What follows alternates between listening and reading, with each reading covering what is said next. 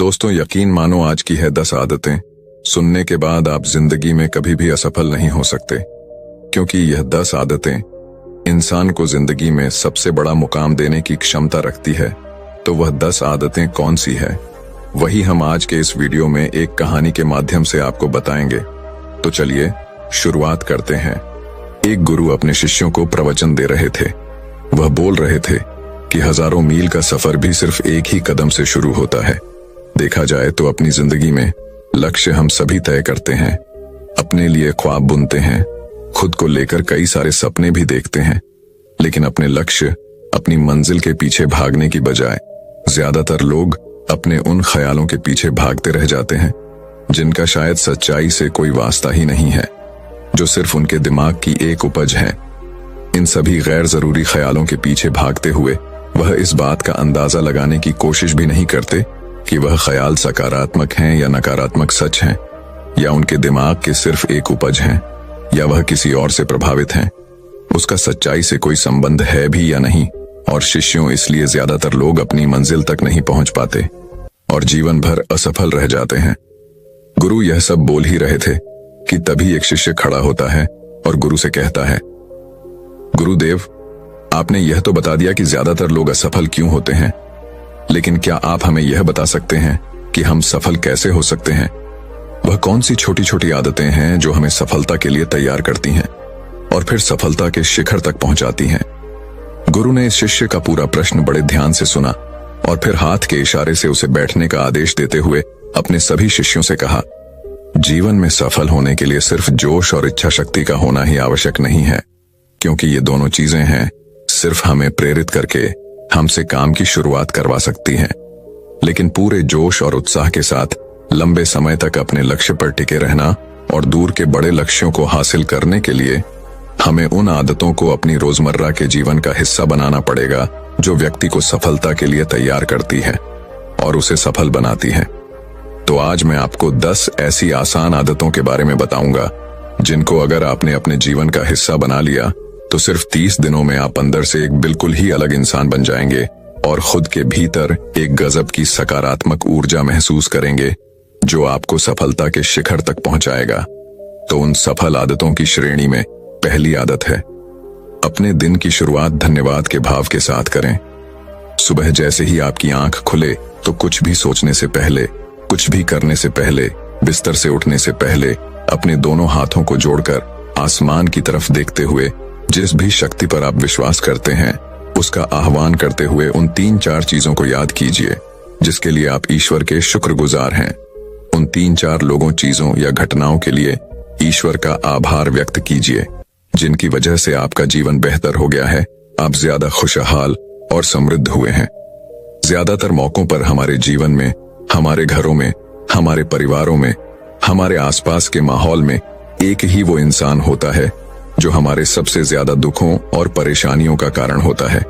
लेकिन हमारे आसपास 99% लोग अच्छे होते हैं। हमारे जिंदगी में 99% चीजें बहुत अच्छी हैं, लेकिन अगर हम बुरे इंसान पर, बुरी घटनाओं पर, बुरी परिस्थितियों पर, बुरे परिणामों पर ध्यान देंगे तो फिर पूरा दिन हमें उस तरह की चीजें और मिलेंगी। लेकिन अगर हम शुक्रगुजार हैं अपने जीवन के 99% अच्छी चीजों के लिए, तो फिर हमारे पास और अच्छा चलकर जरूर आएगा।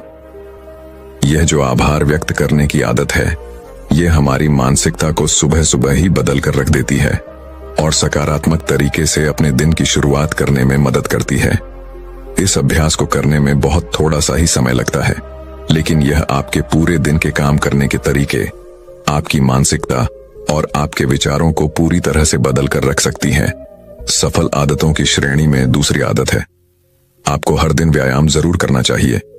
आप चाहे दौड़ लगाएं, कसरत करें, योगासन करें या फिर प्राणायाम, लेकिन आपको हर सुबह कोई ना कोई ऐसी क्रिया जरूर करनी है जिसमें आपके शरीर को मेहनत करनी पड़े, उसे पसीना बहाना पड़े। यह इंसानी शरीर बना ही मेहनत करने के लिए है। इसे हर समय आराम देने से यह निष्क्रिय, कमजोर और रोगग्रस्त हो जाता है। व्यायाम करना न सिर्फ आपके शरीर को फायदा पहुंचाता है, बल्कि यह आपके दिमाग और आपकी मानसिक क्षमताओं को बढ़ाने में भी कमाल करता है। रोज व्यायाम करने से आपका शरीर और मन मजबूत होता है, आपके अंदर एक अलग ही आत्मविश्वास और तेज का जन्म होता है जो आपकी सफलता की राह में आपके सहायक बनते हैं। सफल आदतों की श्रेणी में तीसरी आदत है, लक्ष्य निर्धारित करो और अपने दिन को योजना के अनुसार चलाओ। रात में सोने से पहले ही अगले दिन के 3 सबसे महत्वपूर्ण कामों को निश्चित कर लो और उन्हें लिख लो। फिर उसी के अनुसार अपने पूरे दिन की योजना बनाओ और उस पर अमल करो। अगर कोई व्यक्ति योजना बनाकर अपने दिन की शुरुआत नहीं करता और कोई व्यक्ति काम कभी भी करता है, तो ऐसा व्यक्ति कभी भी अपने पूरे दिन का सदुपयोग नहीं कर सकता। हालांकि ज्यादातर लोगों को पता होता है कि उनके लिए कौन सा काम महत्वपूर्ण है और कल उन्हें कौन सा काम करना चाहिए, लेकिन फिर भी वो लोग उस काम को पूरा नहीं कर पाते और उसे टालते रहते हैं। और जो व्यक्ति अपने काम को समय पर पूरा ना करके उसे लगातार टालता रहता है, ऐसा व्यक्ति कभी भी बड़ी सफलता हासिल नहीं कर सकता। ज्यादातर लोगों का अपने काम को समय पर पूरा न करना और उसे लगातार कल पर टालते रहने का सबसे बड़ा कारण है उनके अंदर आत्म अनुशासन का न होना। क्योंकि जो व्यक्ति आत्म अनुशासित है वह अपना हर काम समय पर पूरा करता है। सफल आदतों की श्रेणी में चौथी आदत है, आपको हर दिन कुछ न कुछ नया सीखना चाहिए या फिर कुछ न कुछ नया पढ़ना चाहिए। अगर आप हर दिन 1 से 2 घंटे का समय अपने लिए कुछ नया सीखने, पढ़ने या फिर अपने व्यक्तिगत विकास के कामों में नहीं लगा रहे हैं, तो फिर आप चाहे कितनी ऊंचाइयों पर हो, कितने ही समझदार और बुद्धिमान हो, आप जिंदगी में हारने ही वाले हैं। आप नीचे गिरने ही वाले हैं। किसी बुद्धिमान व्यक्ति ने कहा है कि सीखना कभी बंद नहीं होना चाहिए, क्योंकि लगातार अभ्यास से ही व्यक्ति महान ऊंचाइयों को हासिल कर सकता है।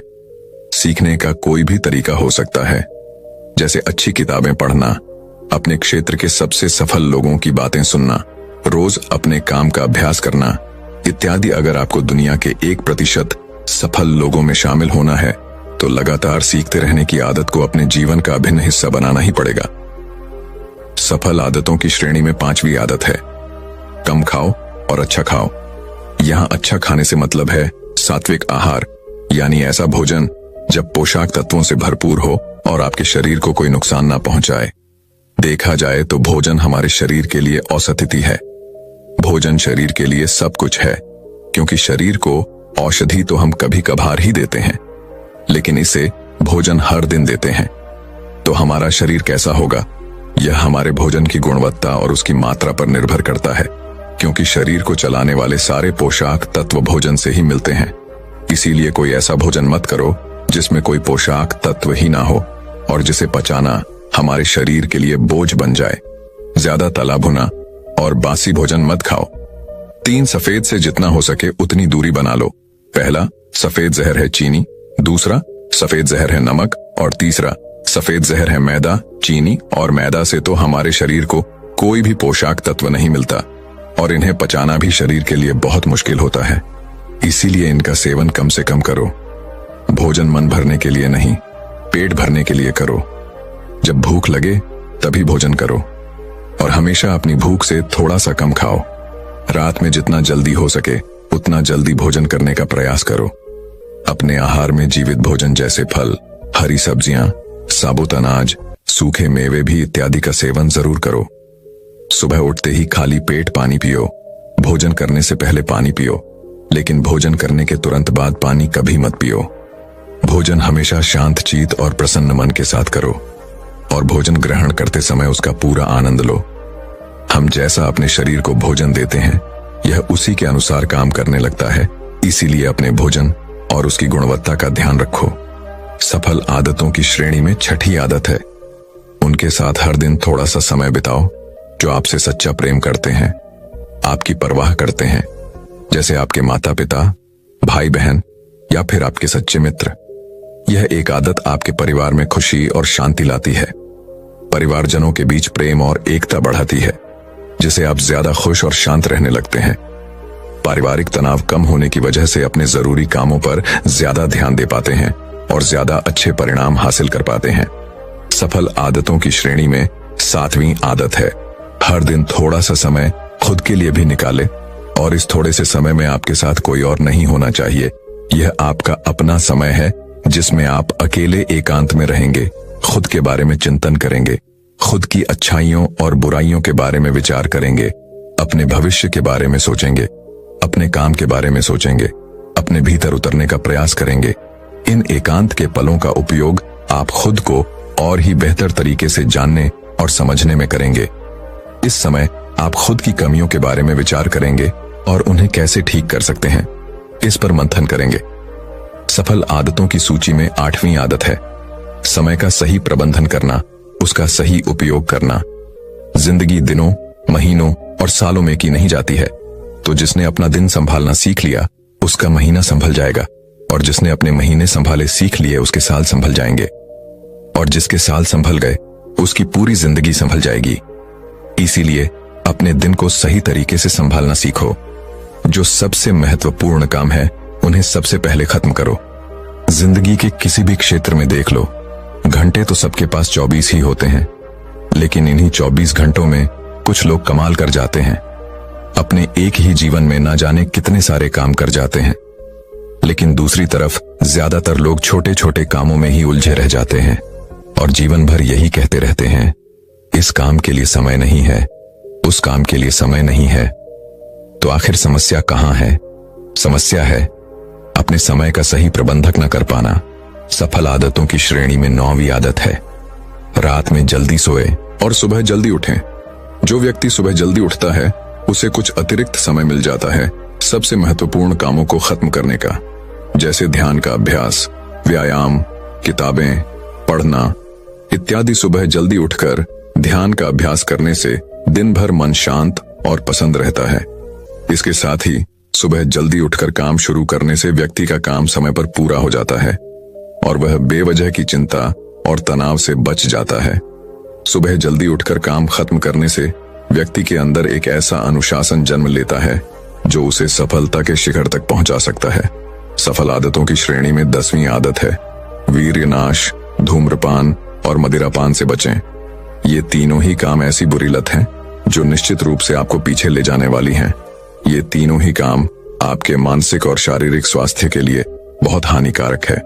वीर्यनाश आपके तेज और क्रांति को खत्म करता है और साथ ही आपको शारीरिक व मानसिक रूप से कमजोर बनाता है।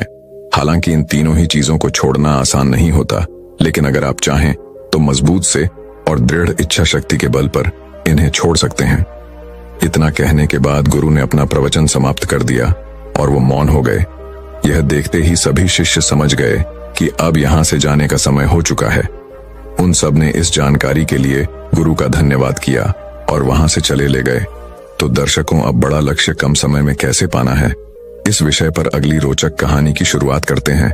मियां मोटा मुसासी दुनिया के उन सबसे महानतम तलवारबाजों में से एक थे जो इस धरती पर कभी चले होंगे। मियां मोटा मुसासी को जापान के अब तक के इतिहास का सबसे महान समुराई और सर्वश्रेष्ठ तलवारबाज कहा जाता है। मुसासी एकाग्रता, जागरूकता, समर्पण और आत्मविश्वास की एक जीती जागती मिसाल थे। उनका मानना था कि व्यक्ति को पूरी जागरूकता और समर्पण के साथ खुद को एक लक्ष्य में झोंक देना चाहिए। मियां मोटा मुसासी एक बुद्धिस्ट थे और उन्हें पूरे जापान में तलवारबाज संत के नाम से जाना जाता था। वह अपने पूरे जीवन काल में एक भी लड़ाई नहीं हारे। उन्होंने आज से 400 साल पहले ही पूरे जापान में घूम घूम कर उस समय के सबसे ताकतवर, खूंखार और निपुण योद्धाओं के साथ कुल 61 युद्ध लड़े और हर युद्ध में ही सामने वाले प्रतिद्वंदी को धूल चटाई। वह जीवन पर्यंत अपराजित रहे और पूरे देश की यात्राएं करते रहे। मियां मोटा मुसासी अपनी शिक्षाओं में एक एकाग्रचित होकर अभ्यास करने पर जोर देते हैं। वह कहते हैं कि हमारे बाहर ऐसा कुछ भी नहीं है जो हमें बेहतर, ताकतवर, अमीर और बुद्धिमान बना सकता है। सब कुछ हमारे भीतर है, इसीलिए कुछ भी अपने से बाहर मत ढूंढो। 17वीं शताब्दी में जापान के सबसे ताकतवर और प्रसिद्ध सम्राट होने के बाद भी उन्होंने अचानक से हिंसा का त्याग कर दिया और दुनिया के शोर शराबे से दूर जंगल की एक गुफा में रहने लगे, जहां उन्होंने कई महीनों तक गहरे ध्यान का अभ्यास किया।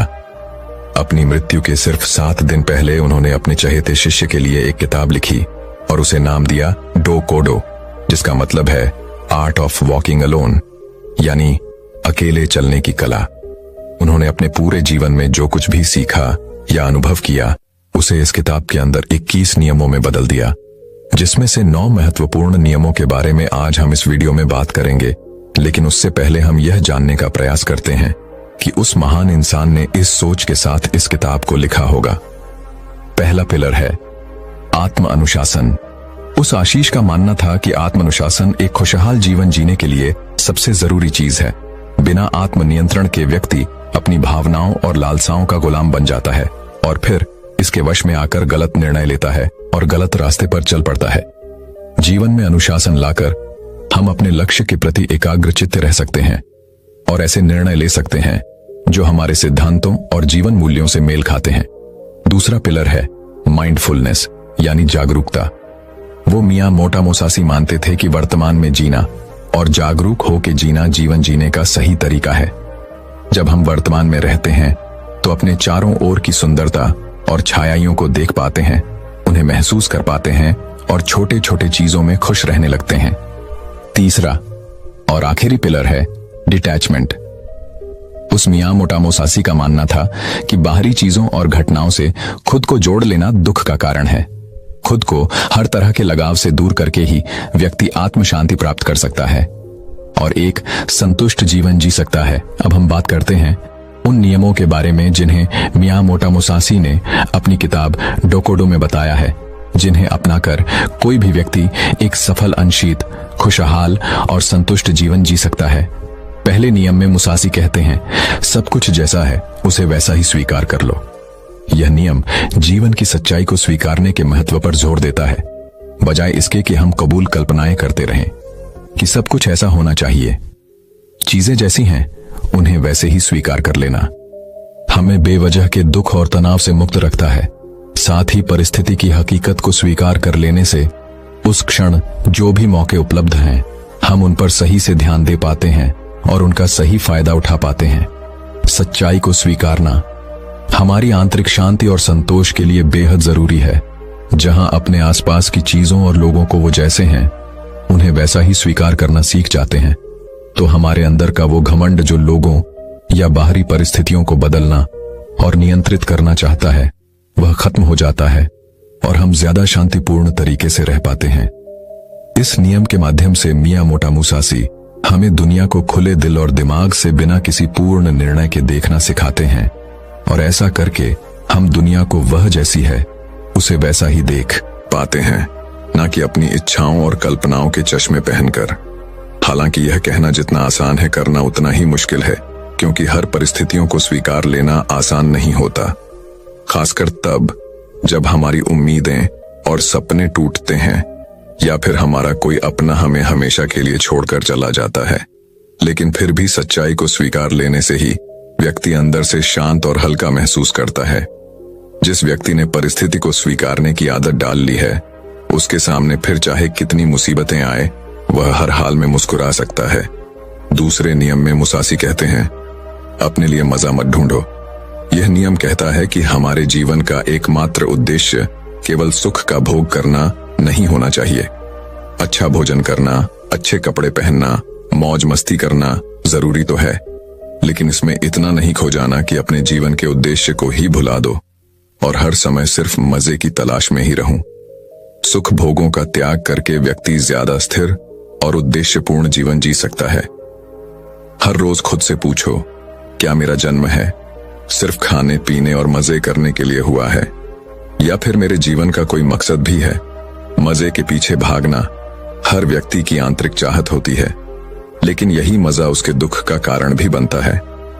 जब हम सिर्फ मजे के पीछे भागते हैं तो हम अपनी आदतों और चीजों के अधीन हो जाते हैं।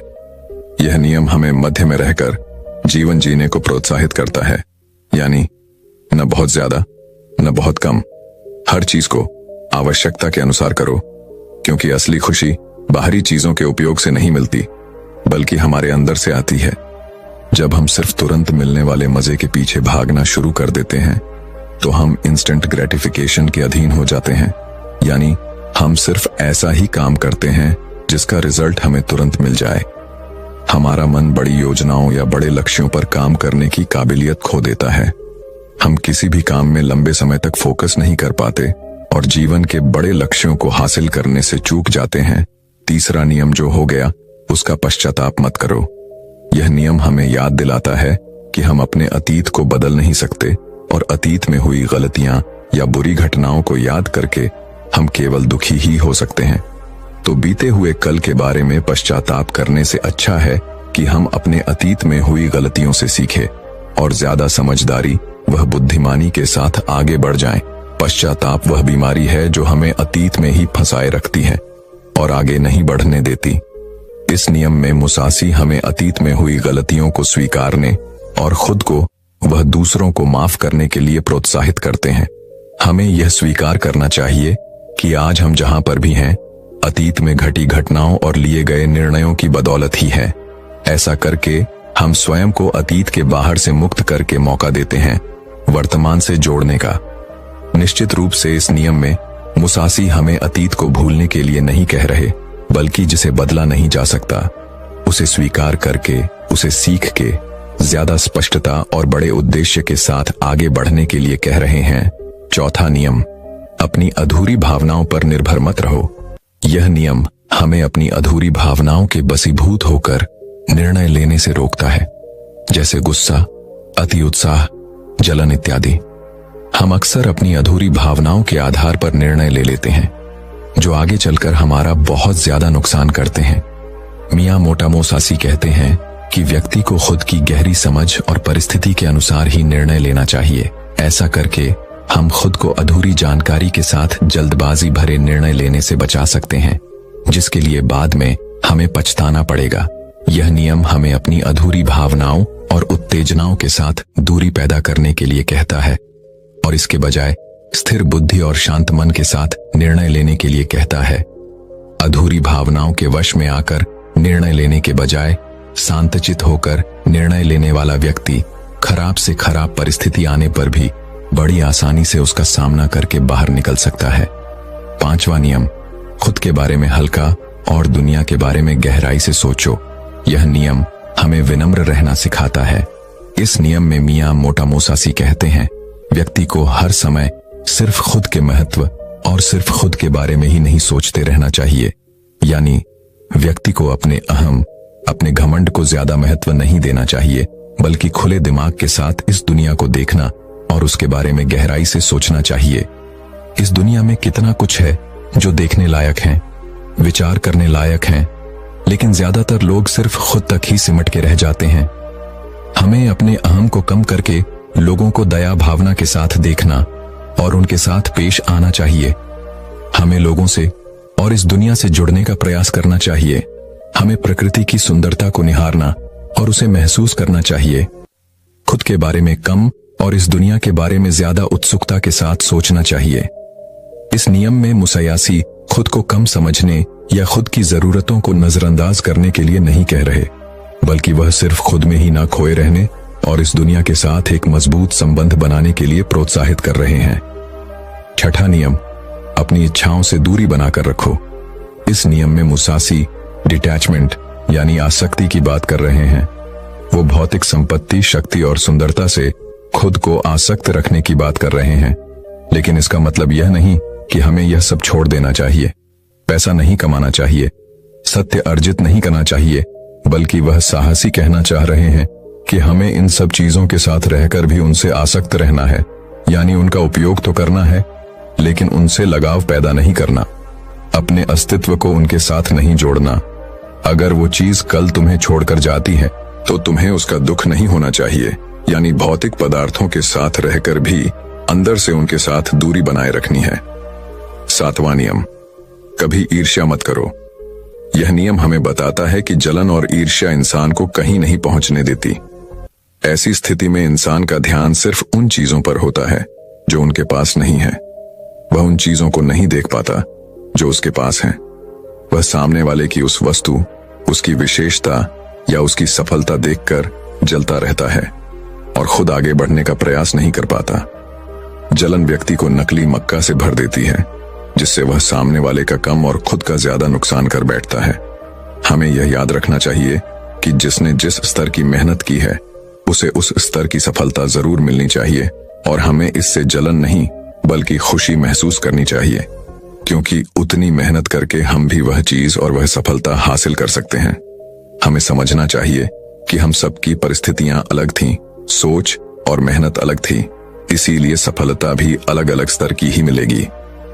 हम अपने अंदर की ईर्ष्या को खत्म करके ज्यादा शांत और खुशहाल जीवन जी सकते हैं, लोगों से ज्यादा सीख सकते हैं और उनके साथ गहरे संबंध बना सकते हैं। 8वां नियम, अलग होने से कभी दुखी मत हो। इस नियम में मुसासी समझाना चाहते हैं कि अलग होना इस प्रकृति का एक स्थायी नियम है। हर किसी को कभी ना कभी किसी न किसी से अलग होना ही पड़ेगा। यह जीवन अस्थायी है, यह दुनिया स्थायी है और हमें इसे स्वीकार कर लेना चाहिए। मियामोटो मुसाशी जीवन भर जापान की यात्रा करते रहे, लेकिन उन्हें कभी भी किसी के अलग होने से तनिक भी दुख नहीं हुआ, क्योंकि उन्होंने स्वीकार लिया था कि अलग होना प्रकृति का नियम है और इस नियम के खिलाफ जाकर